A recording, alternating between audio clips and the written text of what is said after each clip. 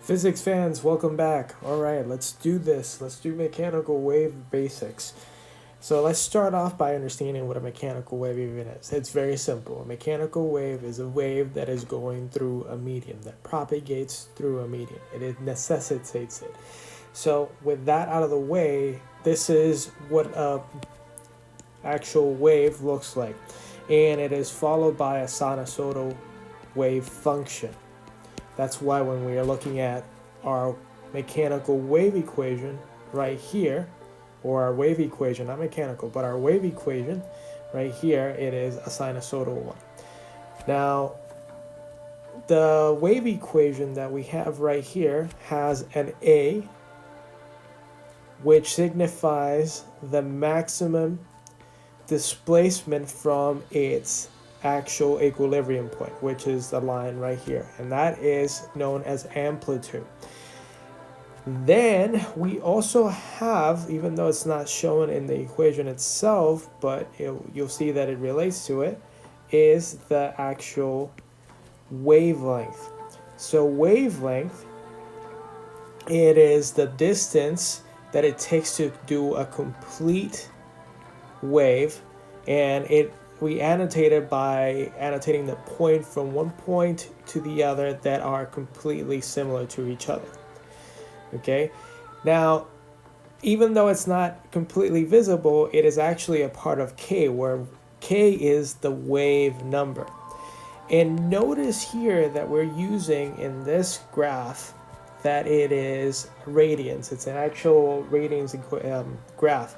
So in order to convert it and use it into something that requires a metric unit, we convert it with a wave number and we plug it in right here into this equation. Okay.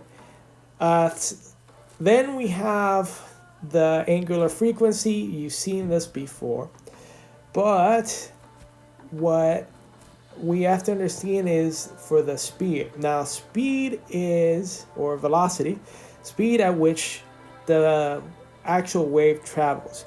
So in this situation, let's say that the speed is, or the wave is traveling in this direction. It is the speed at which the wave is traveling in that direction. And we have to remember that even though we have an equation right here that says that speed of the wave is equal to its wavelength and frequency, it is not affected by, the velocity is not affected by lambda or f, or frequency. It's actually vice versa. It actually means that the velocity affects both the frequency and the wavelength, meaning that if frequency increases, the wavelength has to decrease in order to maintain v, velocity. So if frequency increases, wavelength has to decrease. If wavelength increases, frequency has to decrease. Okay, because velocity or speed, velocity, it can only change depending on its medium. So depending on its tension and its linear density. Much like our volumetric density, linear density just signifies how dense an object is in terms of linearity. Okay, linear density. And linear density is described as mass over length. Okay. All right, so now that we described a little bit of that, let's continue talking about this equation right here. And let's write it down here. This equation, or this graph right here, is represented by this equation.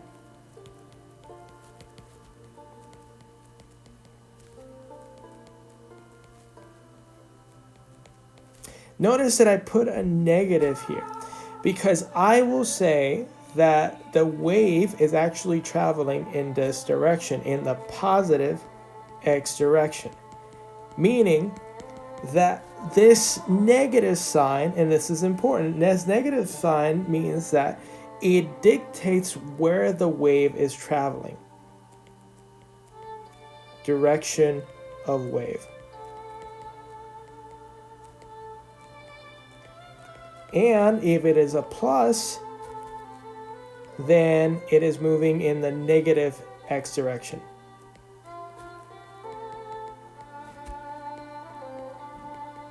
And vice versa. Okay? Now, notice also that it's not completely that equation. We're missing the phase angle.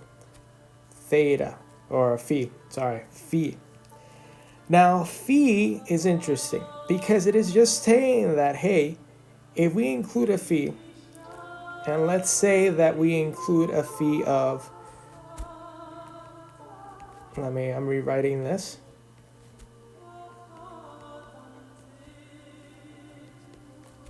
Let's say that we include a phi of pi over 2. It means that at pi over 2, looking at this, right, looking at our equation here, if this is 2 pi, this is pi over, this is just pi, and this right here is pi over 2. If I put in a pi over 2, it means that I'm shifting it either left or right. In this situation, I'm going to shift it left. Okay? And I'm shifting it here. Pi over 2 is shifting to the left. Voila. So what this means is this. It means that now, instead of starting at 0, I start at 1. Sine of 0 is usually 0. Now it's saying because I have a pi over 2 here, sine of pi over 2 is 1. But also remember that when we're starting here, we can also rewrite this as a cosine, all the mumbo jumbo that we see here, because without, and check this out, and without the cosine, so let me, not the cosine, the pi over 2. So let me rewrite this. And that is all that you have left. That's basically what it means. It means that now we start, since we're starting from here, cosine of 0 is 1. And that's why we start up here. Okay. So I think I used the explanation for the actual mechanical waves. So let's move forward and let's talk about standing wave. So a standing wave is actually, if you meet a certain conditions, the wave can bounce back and forth so fast in a particular region that you would think it looks stationary. But it actually is just vibrating in place. We commonly use these waves to capture in a medium in order to study them, and especially in musical instruments. We use the equation that we were talking about, velocity, the square root of force of tension over linear density. And we already explained like what it means. Force of tension is tension on the string.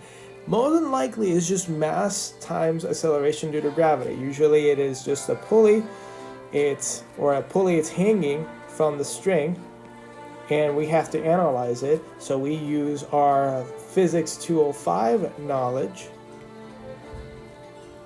and we rewrite it as, okay, so this is tension going one way and the weight going the other way. Tension minus, mass times gravity, acceleration due to gravity, minus tension equals mass times acceleration.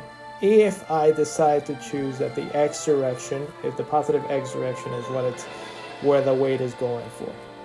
And since it's standing still, the actual pulley is standing still, that's 0, and we have tension equals mass times gravity. So acceleration due to gravity.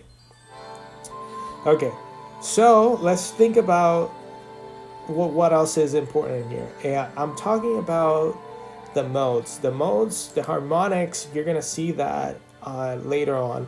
And I want to make sure that you understand it. So basically, harmonics is that as the wave vibrates, it can start creating more waves than just the one wave that you're used to. Okay, you can start creating, look, you can start creating, this is just one wave, one full wave, because it goes half of one and then the other half, and then finally this is two waves, and so on and so forth. So it does create that. I just want you to know how to identify them. So we have nodes and antinodes. So nodes are basically the point at which the standing wave meets at equilibrium. There's no movement whatsoever. But antinode, where we find here, the antinode is where we have the maximum displacements on both sides. So antinodes could be a good way to identify the actual mode that you're in. So, and here is 1, and here is 1, 2 nodes, 1, 2, 3, and then 1, 2, 3, 4. So you don't have to do that, like the little trick that I do, 1 and then 2, yada yada yada. I want you to just go straight for the kill so you can, do good. Okay. All right, so a way to do this in order to identify it is just by saying, okay, so if I want to know the wavelength at any mode, then I just have to measure the distance of the string, L, and divide that by the number of modes that I have. So in the situation where we have this mode right here, the wavelength is going to be 2L over 2, voila, and I have the actual wavelength is going to be L, the length of the string. Okay, so we're almost done. Let's talk about this problem. So in this problem, this is for a good standing wave problem. Consider the experimental setup below. The length of the string between the string vibrator and the pulley is L. Okay, so we're given L. Perfect. The linear density is 0.00 kilograms per meters. Very good, so we have that. We also have the hanging mass. So I'm going to put M block, the hanging mass. Remember, it's not the mass of the string. It is just the mass of the block. And it also gives me the frequency. At the mode. It gives me the mode. That's perfect. So I left this here so just so you can see. So what it's basically saying is that it's vibrating so much that we have 6 wavelengths that are created by the vibrations. And we can count them 1, 2, 3, 4, 5, and 6. There we go. 5 and 6. So, given that information, and given also that we also have something important, which is acceleration due to gravity already, we can start solving for it. So it's asking for the wavelength and frequency of n equals 6 modes. Perfect. We just have to write the equation that we just talked about. The wavelength at 6 and mode 6, and we just have to substitute to get that information. That substituting 1 meter here and 6 here, we get 0.333 meters. Then, getting the frequency, it is just a matter of substituting using this equation, because we don't need velocity. We have lambda already because we solved for it. And I don't know why I put B, but it's just, there we go. It's 6, okay. We have lambda, which is the wavelength, and we just have to solve for frequency because the force of tension is already solved. Given that we have a block here, and we have the mass of that block, so mass times gravity, acceleration due to gravity, and it creates a tension, just like we did before. Tension equals mass times gravity, and we also have linear density, and we can solve for frequency. So 172 hertz. And then it asks us that, hey, solve for the string and solve for the wavelength of the sound if the speed of sound is 343. It's basically saying like, hey, since we are vibrating the string and there is a sound that's coming out of the string, since the frequency of that string, we already solved it, we can solve for the wavelength of the sound as it's coming out of the string. So we just go velocity, or the speed of sound, equals lambda, or the lambda, or the wavelength of the sound, times the frequency that we already solved here, and substitute the numbers to get that the wavelength is actually 2.00 meters. Okay? All right. Now, one more. I know. Almost done with this video. Okay, so this one is basically giving us the information again. At this time, they're asking us to solve for the distance between points P and Q. And we're given, let's just go through the motions, given linear density. We are given the mass of the block again. We are given frequency, acceleration due to gravity, and then the number of modes. And the reason why we know the number of modes is because, again, we take the antidotes. 1, 2, 3, 4, 5. 5 antinodes, meaning 5 nodes. We use the equations that we used last time, physics, and actually I'm just gonna F it, copy paste, bring it over, and we can solve for 2L over N, frequency, mass times gravity, acceleration due to gravity, and then solve for L. And L should give you 9.84 meters. And I believe that is it for mechanical waves and standing waves.